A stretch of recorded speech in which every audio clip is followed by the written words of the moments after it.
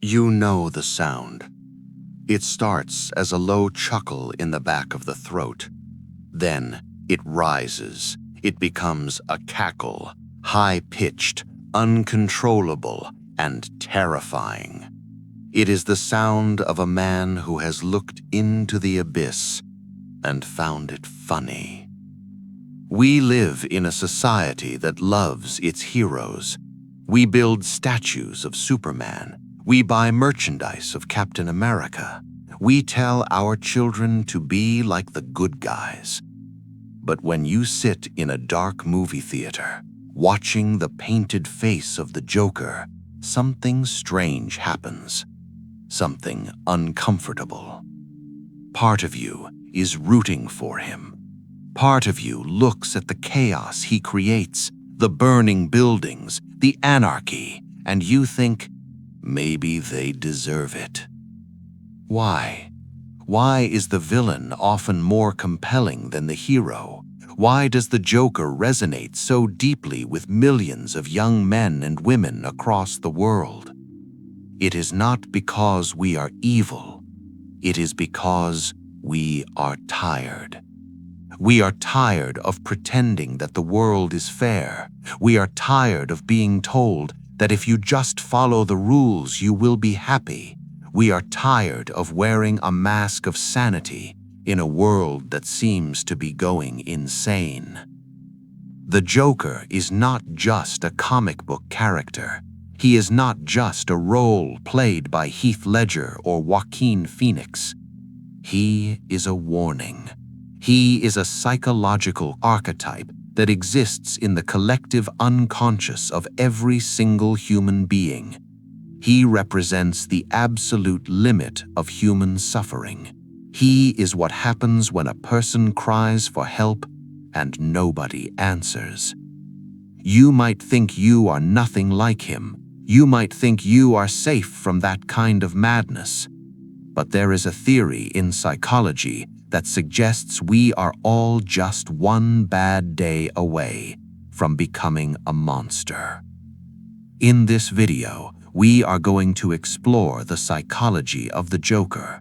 We are going to look at why society creates monsters, how nihilism destroys the human soul, and most importantly, how you can stare into that same abyss without falling in. To understand the Joker, we cannot just look at psychology. We have to look at philosophy, specifically the philosophy of the late 19th century. Friedrich Nietzsche, the German philosopher, famously declared that God is dead. Now, many people misunderstand this. They think he was celebrating, but he wasn't. Nietzsche was terrified.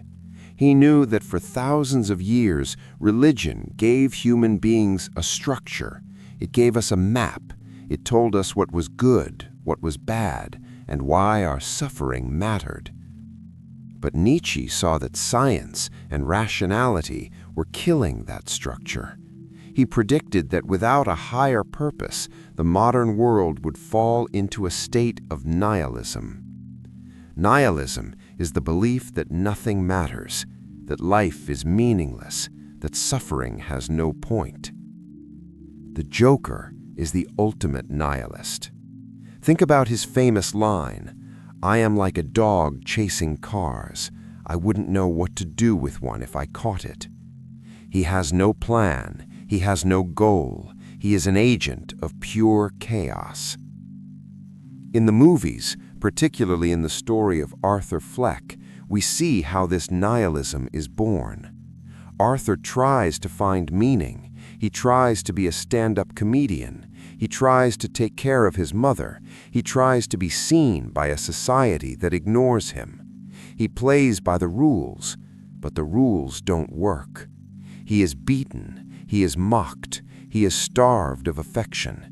He is the embodiment of what sociologists call the discarded man.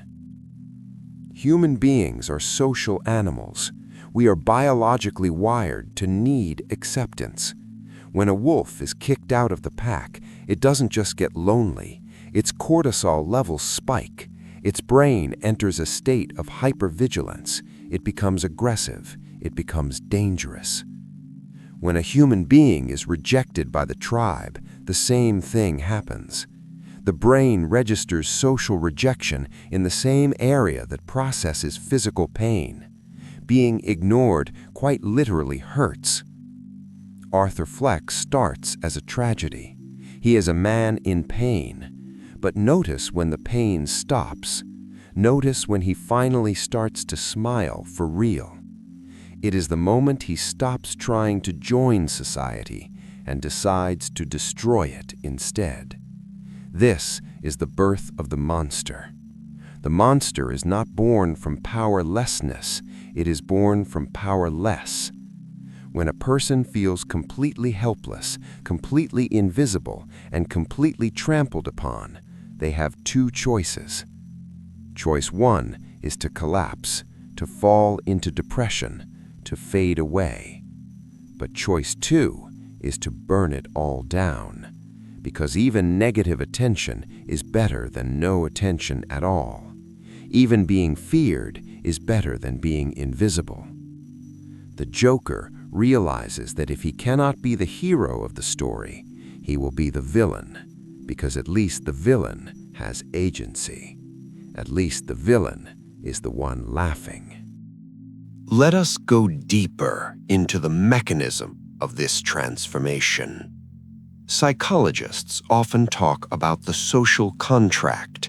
This is the unwritten agreement we all sign when we live in a civilization.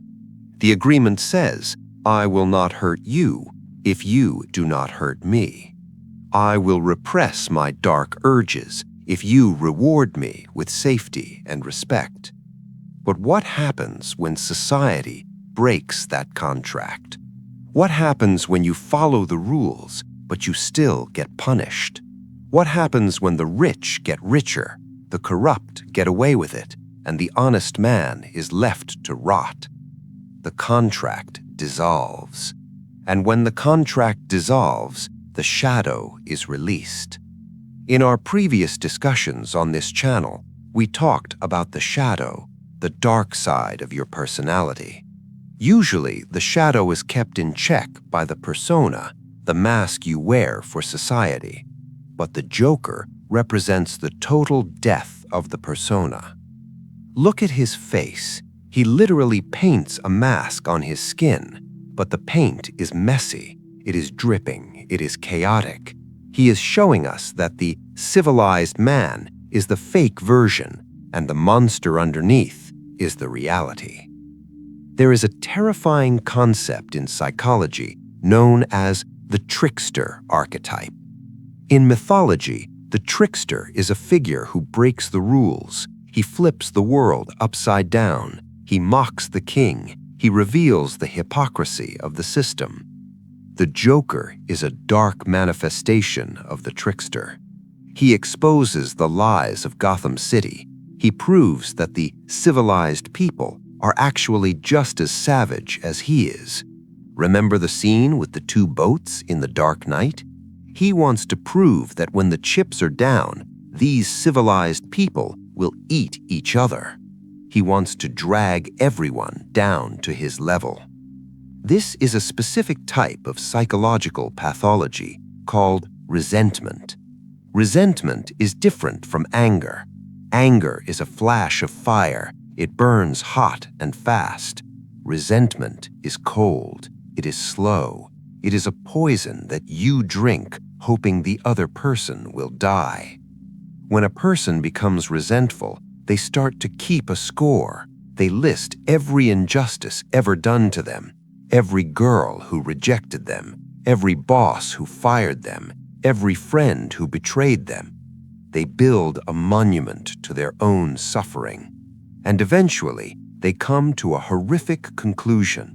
They decide that being itself is the problem. They decide that life is so unfair, so cruel, and so painful that it should not exist. This is the philosophy of the school shooter. This is the philosophy of the terrorist. And this is the philosophy of the Joker. He doesn't want money. He burns the money. He doesn't want power. He wants to send a message. And the message is, suffering is the only truth. Now, why is this so seductive?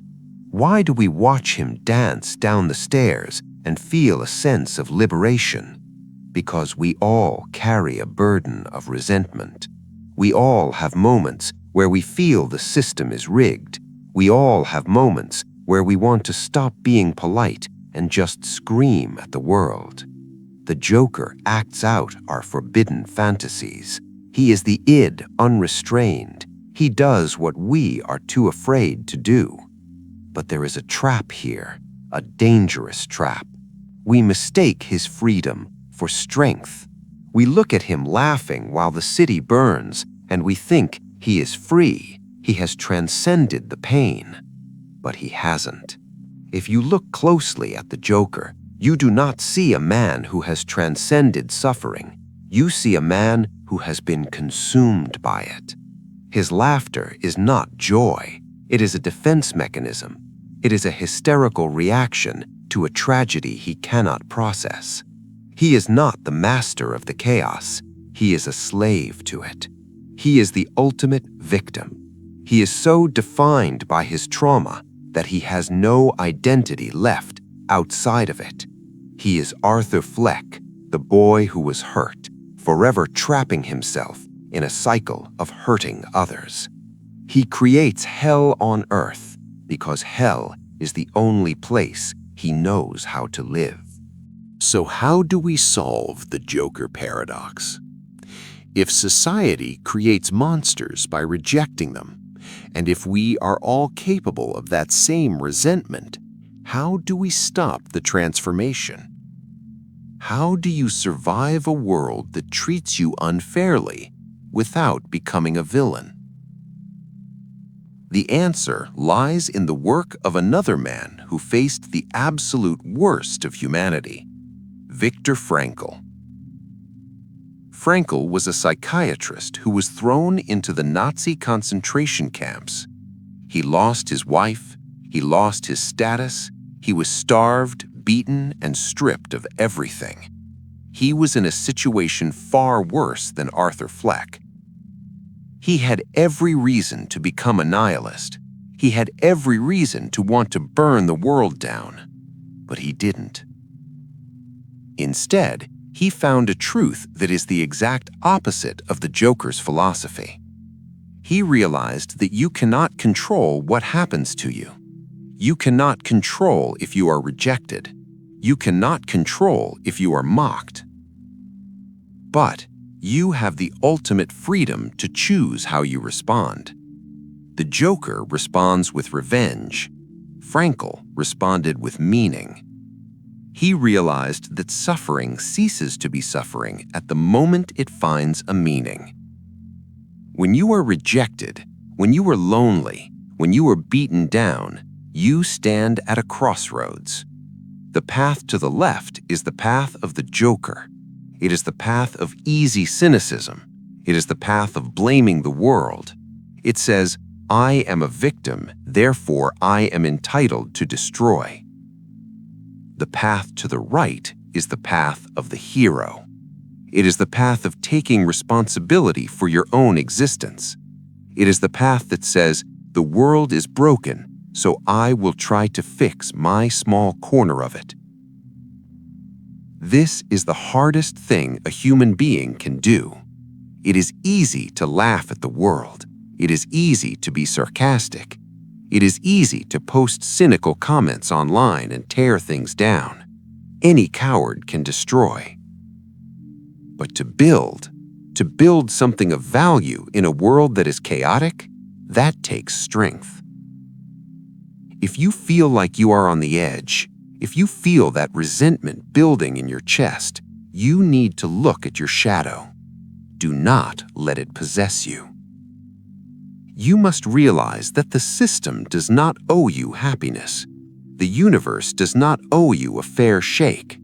These are harsh truths, but accepting them is the only way to be free. The Joker wants you to believe that life is a tragedy, it is a joke.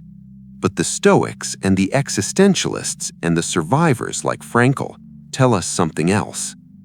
They tell us that because life is a tragedy, it is serious, and your role in it matters.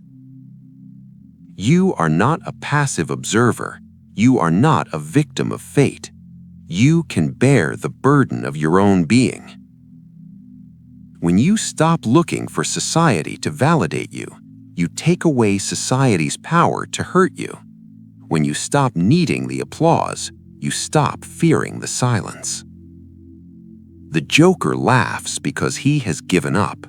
The hero smiles because he has accepted the challenge. We live in a time that is creating more jokers than ever before. Loneliness is rising. Communities are fracturing. The digital world makes us feel more isolated than ever before. The temptation to fall into nihilism, to become the villain of your own story, is stronger than it has ever been. But remember this: the monster is not the only thing living inside you. Just as you have the capacity for great evil, you have the capacity for great resilience. You are not a reflection of what happens to you. You are a reflection of who you choose to be in the face of what happens to you. Do not let the world turn you cold. Do not let the pain turn you into a caricature. Take off the mask, wash off the paint, and face the world as you are, flawed, hurt, but standing. Because the only way to defeat the chaos is to create order within yourself. If you are struggling with these dark impulses, if you feel that split within your own soul, you need to understand where it comes from. You need to understand the stranger who lives in your mind. And to do that, you need to understand the shadow. Click the video appearing on your screen now to explore the concept of the Jungian shadow and discover how to integrate your dark side before it consumes you. I will see you there.